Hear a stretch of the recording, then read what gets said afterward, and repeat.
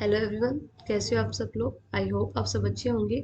जैसे हम पीछे भी कुछ कॉमर्स की थ्योरी पढ़ी थी, अब कॉमर्स का ये एक टॉपिक है जो बैंकिंग से रिलेटेड है, जिसमें बैंक में अलग अलग रेट होती है ना, उसी प्रकार बैंक की दो इंपॉर्टेंट रेट है जिसका नाम है सीआरआर और एसएलआर। तो आज सीआरआर और एसएलआर क्या होता है, उनके बीच क्या डिफरेंस है, आज हम उसको अच्छे से पढ़ेंगे। जिसमें सबसे पहले क्या आता है सीआरआर। सबसे पहले क्या होता है सीआरआर। जैसे सीआरआर की फुल फॉर्म क्या है, केस रिजर्व रेशो। सीआरआर की फुल फॉर्म क्या है, केस रिजर्व रेशो। अब सीआरआर होता क्या है, सीआरआर क्या है, एक रेट है जिसके अंतर्गत कॉमर्शियल बैंक को अपनी जो नेट डिमांड या अपनी टाइम लायबिलिटी होती है उसका कुछ पोर्शन आरबीआई के पास जमा कराना पड़ता है। ठीक है, और आरबीआई के पास जमा कराने के लिए वो जो पोर्शन होता है वो आरबीआई के द्वारा ही डिसाइड किया जाता है। ठीक है, तो जैसे यहाँ हम देख सकते हैं कि scheduled commercial banks in India are required to hold a certain portion of their demand। certain portion मतलब कुछ portion है अपनी डिमांड और टाइम लाइबिलिटी का, वो with RBI as per section 42 sub section 1। और इसका सेक्शन क्या है, इसका सेक्शन है 42 सब सेक्शन 1 के अंतर्गत। जो सीआरआर के अंतर्गत, सीआरआर में क्या होगा, एक कॉमर्शियल बैंक को आरबीआई के पास अपनी जो नेट डिमांड है उसका कुछ पोर्शन आरबीआई के पास जमा कराना पड़ेगा। और ये सेक्शन कौन सा है, 42(1) है। और ये एक्ट कौन सा है, अपना आरबीआई एक्ट। जैसे अपना आरबीआई एक्ट लगता है ना, आरबीआई एक्ट 1934, इसके अंतर्गत। ठीक है, आरबीआई एक्ट 1934 है। और ध्यान रखना सेक्शन कौन सा है, 42 सब सेक्शन 1 है।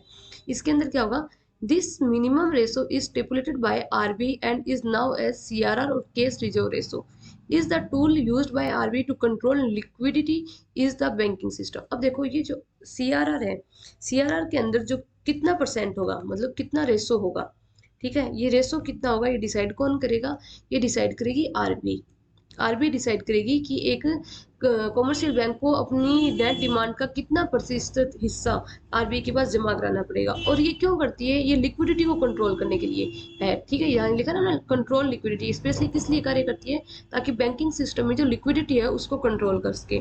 अब यहाँ एक बात और समझने की है, अगर सीआर अगर ज्यादा होगी या कम होगी तो कॉमर्शियल बैंक को फायदा होगा, ये हमें देखना पड़ता है।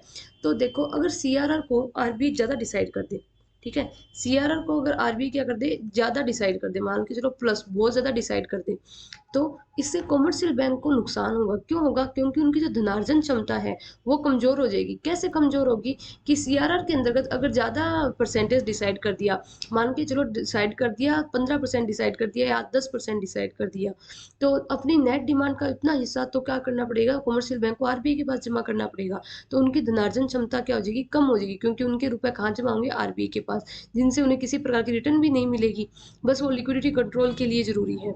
वहीं अगर सीआरआर कम होगी तो उतना ही कम रुपए आरबीआई के पास जमा कराना होगा और कॉमर्शियल बैंक के पास उतना ज्यादा रुपए अपने पास रख सकेंगे, जिससे उनकी धनार्जन क्षमता क्या होगी, ज्यादा होगी।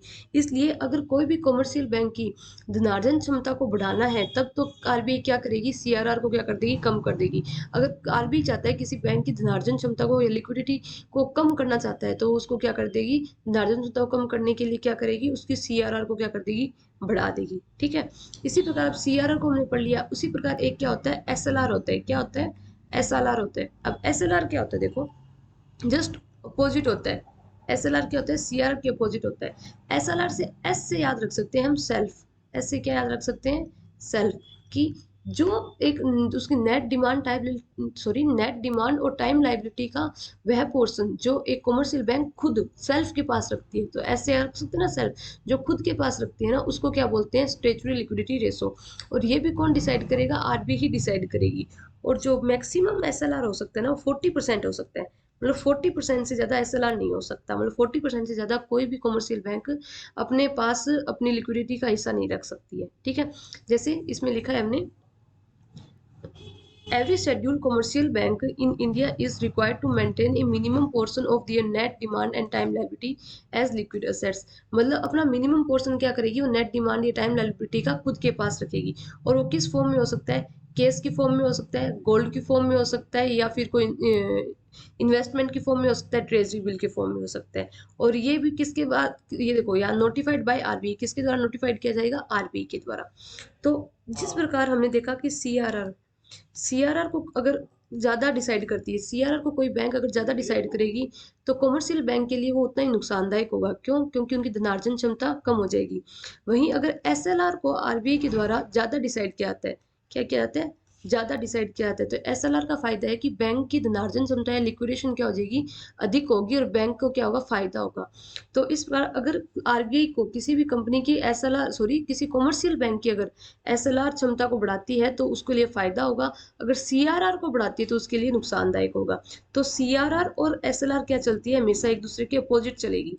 ठीक है, सीआरआर के अंदर क्या होगा, कोई कमर्शियल बैंक के लिए फायदा क्या होगा, सीआरआर तो कम हो उसकी और एसएलआर ज्यादा हो, क्यों? सीआरआर का पोर्शन हमें आरबीआई के पास जमा करना होता है और जो एसएलआर का जो पोर्शन है वो कोई भी कमर्शियल बैंक खुद के पास रखती है।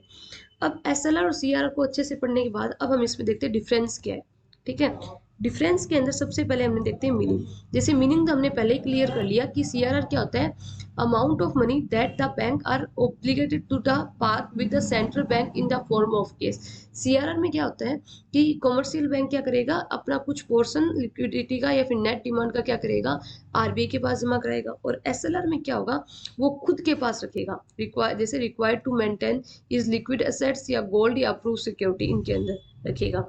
अब देखो रेगुलेट्स में क्या होता है, money stability in the country, और इसमें bank leverage for credit expansion. जैसे सीआरआर में हमने पढ़ा कि आरबीआई सीआरआर का यूज क्यों करती है, ताकि वो क्या लिक्विडिटी को क्या कर सके, कंट्रोल कर सके, मॉनेटरी को कंट्रोल कर सके।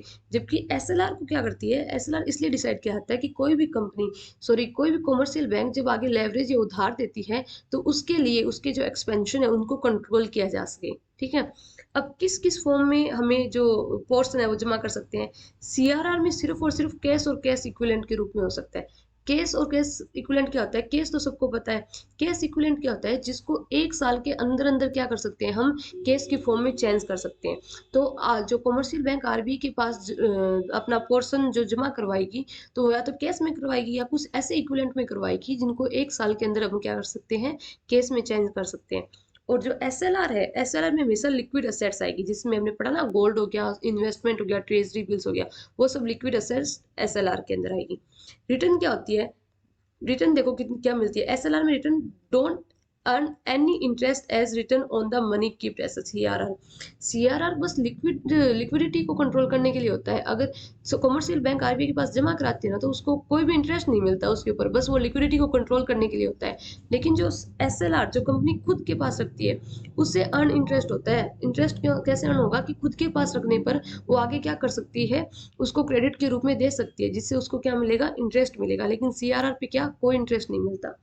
अब यूज देखो इसका, यूज में क्या होगा इसका, to drain out excess money out of economic system. अब सीआरआर क्यों करते हैं कि इकोनॉमी के बार इतनी ज्यादा मनी एक्सेस जो मनी होती है उसको बाहर निकालने के लिए, ड्रेन आउट करने के लिए क्या करती है, आरबीआई के पास जमा करवाती है। जबकि सीआरआर में क्या करती है, आरबीआई के पास जमा कराती है, जिससे एक्सेस मनी को क्या कर सकते हैं, ड्रेन आउट या बाहर कर सकते हैं। जबकि इस एसएलआर में क्या होगा, to ensure to solvency, solvency of मतलब कि एसएलआर खुद के पास इतनी जमा करवा सके कोई कमर्शियल बैंक रुपए कि उसे सोलवेंसी ना हो, दिवालियापन ना हो। ठीक है, सीआरआर में तो एक्सेस मनी को हटाने के लिए, एक्सेस मनी को ड्रॉप ड्रेन आउट करने के लिए, और एसएलआर में क्या होता है ताकि सोलवेंसी, कमर्शियल बैंक को सोलवेंसी या फिर दिवालिया होने से बचाया जा सके, इसलिए एसएलआर का यूज किया जाता है। मेंटेन कौन करता है, जैसे सीआरआर को कौन मेंटेन करता है, आरबी। सीआर को कौन मेंटेन करेगा, आरबी। अपने बताया ना कि सेंट्रल बैंक ही मेंटेन करता है। जबकि एसएलआर को कौन करता है, बैंक इटसेल्फ। ठीक है, ये डिसाइड कौन करती है, बैंक इटसेल्फ डिसाइड, बैंक खुद डिसाइड करती है। ठीक है, तो आज का टॉपिक यहीं खत्म होता है। आगे के लिए आगे क्या टॉपिक होगा हम नेक्स्ट क्लास में जरूर चर्चा करेंगे। Thank you.